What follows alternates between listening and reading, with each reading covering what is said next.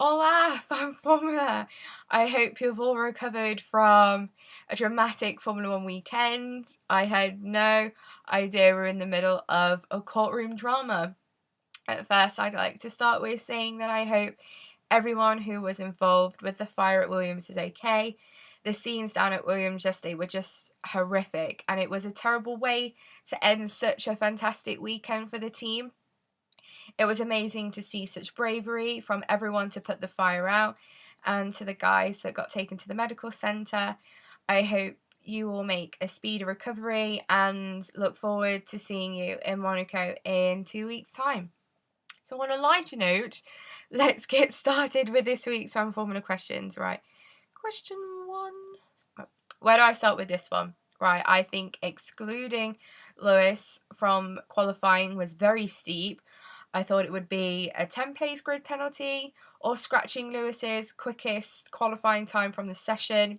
I thought the decision was harsh.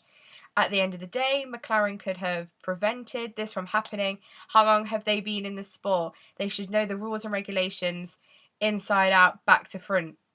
The rule came in because of what happened in Canada 2010 when Lewis, yet again, had to stop on track after qualifying and push his car back to the pits because he wouldn't have enough fuel in for a sample in scrutineering. McLaren brought this all on themselves. If I was Lewis, I'd be saying, look, you've been screwing me over so far this season. I've got the car to win races. You just keep messing things up for me. It's 3 strikes and you're out. I really feel sorry for Lewis because he can win races, but instead he's having to chase the pack when really he should be leading it. I reckon Lewis should start looking at contracts with other teams to make McLaren get a little bit hot under the collar and start panicking that they might lose him. With the 107% rule, it's just pointless. Why have it if you're not going to put your foot down and clamp down on slower drivers and teams? It's absolutely ridiculous. HRT are going to think now that, oh, it's okay if we don't qualify within the 107% time because we're going to be allowed to race anyway. They're going to continue making a rubbish car and summing everyone up. Then the FIA had the cheek to have Carthagena ahead of Lewis. At least Lewis set a quick time. It's a freaking joke. Do you see what I did there? Sorry.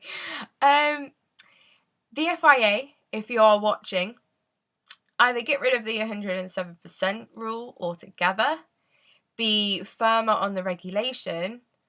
If they're not quick enough in qualifying, then they can't race at all. End of. Or get rid of HRT. Tell them hasta luego, au revoir, bye. Right.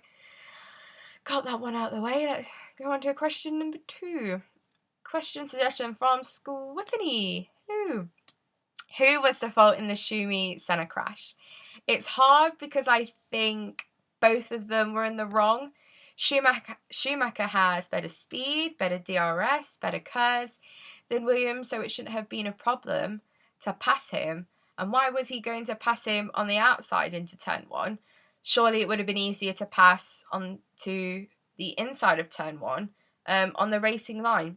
Or, if you couldn't pass on that corner, wait until further along the track. With all of Schumi's talent, he should be able to pass without the aid of DRS.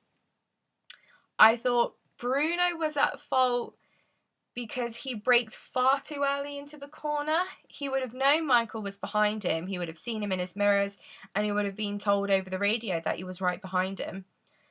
I did feel sorry for Bruno because at the end of the race he seemed to take all the blame for it. Michael calling Bruno an idiot. I don't know why I was so surprised at it. This is typical Michael Schumacher. He's been doing that ever since I was watching him when I was just a little babs. Right. Question 3. I'd like it to be the return of Williams to the top. As growing up watching Formula One, they were the team to beat. They were winning races. They were winning championships. And it will be great to see them back to winning ways. But I honestly think this was just another topsy-turvy result in this crazy season. I do hope Williams prove me wrong. Williams have such history and heritage to Formula One that seeing them do well is really great for the sport. Right, bonus question time. Driver of the day, without a doubt, Lewis Hamilton. He drove a corker of a race, probably the best race of his career. He wanted to come up the grid with a vengeance, and that's exactly what he did. I really don't know what else to say, but look out for him in Monaco in 2 weeks' time, because he's going to be storming around that track. Right, thank you for watching this week's Fun Formula entry, and I look forward to doing this all again next week. So, bye.